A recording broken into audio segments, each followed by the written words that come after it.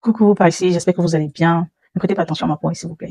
La chaleur qui fait en ce moment-là, c'est la catastrophe sur ma peau. Donc, en tout cas, c'est pas le but du sujet. Si je suis devant vous, c'est justement pour parler d'une situation qui me tracasse en ce moment. Alors, je me nomme Clara, je suis âgée de 24 ans. J'ai fait la connaissance de, je vais nommer Franck, par le biais d'une amie à moi. Franck est âgé de 34 ans. Alors, mon amie ayant jugé que Franck et moi étions célibataires, elle a décidé de nous mettre en contact. Il faut noter que Franck, c'est une personne avec laquelle elle faisait le mouvement tout le temps, c'est-à-dire un géreur de facture. Donc, alors, on a décidé de se mettre ensemble. Au bout de quelques jours, quelques semaines, on apprenait à se connaître. Je trouvais Franck quand même, je trouvais Franck des gens de mec sympa, toujours bien apprêté, poli, voilà, et très attentionné. Parce qu'il faut dire que dans les premiers jours, voilà, il me marquait avec des petites attentions et tout, des petits cadeaux, c'est pas des petits présents. Donc, au bout de 2 mois, 3 semaines, voilà, j'étais vraiment amoureuse, j'étais déjà amoureuse de Franck. Alors, c'est ainsi que tout se passait bien jusque-là, tout se passait bien. On se voyait comme deux personnes voilà, qui désiraient se mettre vraiment ensemble et tout. Déjà qu'on vivait la même ville et les quartiers pas lointains, ça aussi, il faut noter. Donc, on se voyait constamment, tout allait très bien entre nous. Mais jusqu'à ce que Franck me fasse des propositions indécentes. Qu'est-ce que j'appelle propositions indécentes? C'est pendant nos rapports, par exemple, Franck voilà, il avait des trucs, en fait, qui ne tenaient pas sur ce plan-là, en fait. Donc, il avait des propositions bizarres à me faire, des positions pas catholiques à me demander, des trucs bizarres, en fait. Vous comprenez de quoi je parle, en tout cas. On est des adultes ici. Donc, au départ, j'ai refusé. Je pense que ça a même, voilà, ça a même fait à ce que Franck et moi, on se sépare pour un moment. Et voilà, je suis restée dans mon coin et tout.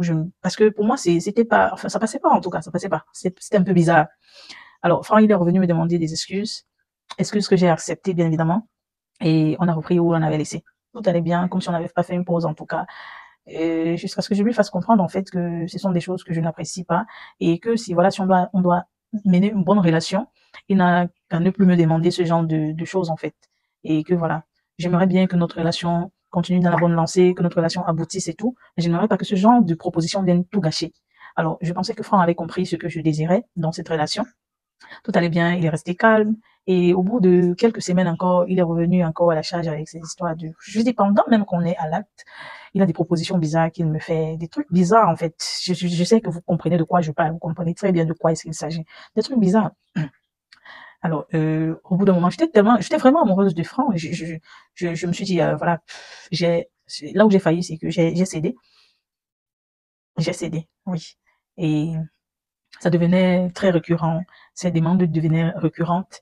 Et du coup, je me suis dit, une personne qui te respecte, une personne qui t'aime, ne peut pas te demander ce genre de choses tout le temps, tout le temps. Ça peut être un petit sacrifice que tu fais dans une relation, mais que ce soit une routine dans vos rapports, franchement, ça passe pas. Alors, j'avais déjà fait des graves erreurs. J'avais l'impression qu'il était impossible de revenir en arrière parce que j'avais déjà cédé. Et je pense que j'avais cédé au pire. Des choses que j'aurais pas dû accepter à Franck. J'ai accepté. Par amour pour lui. Alors, j'ai pris conseil auprès d'une sœur à moi. Elle m'a demandé d'arrêter tout ça. Et que si Franck m'aimait réellement, il n'allait pas m'imposer ce genre de choses dans notre relation. C'est ainsi que j'ai échangé avec Franck. Je lui ai demandé d'arrêter.